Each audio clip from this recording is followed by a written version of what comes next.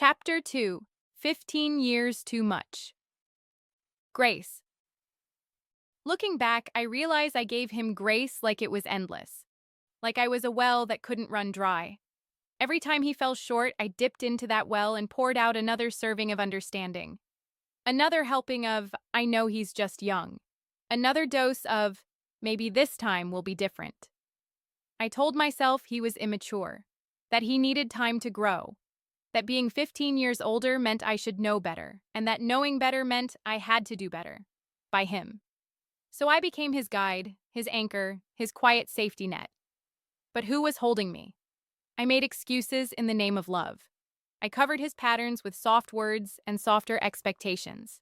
And every time he messed up, I told myself he didn't know any better.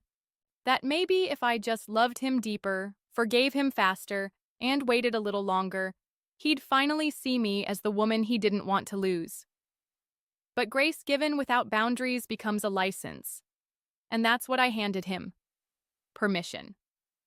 Not intentionally, not knowingly, but by letting the little things slide, I taught him that I'd always bend. That he could break my heart and I'd still offer my hand. That I would lower my standards for the hope of having something solid. Grace is supposed to be a gift, not a lifestyle. It's meant to cover mistakes, not enable them. But I used it like a bandage for every betrayal, trying to make something work that was never built to last. I kept forgiving and forgetting, even when my spirit was exhausted. I prayed for change while ignoring the signs that nothing was shifting. I stayed when I should have left. I smiled when I should have cried. I gave him parts of me I hadn't even given to myself yet. And the worst part? I thought I was doing the right thing. I thought grace made me noble, made me loyal, made me worthy of the love I was trying to earn. But in reality, I was shrinking, diminishing, becoming a version of myself that only existed to make him feel bigger. 15 years of grace, 15 years of turning the other cheek, only to get slapped again.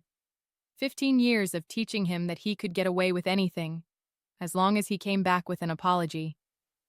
But the truth is, I wasn't really giving grace. I was avoiding confrontation. I was afraid to walk away. I was afraid of what it meant to choose myself over someone I had poured so much into.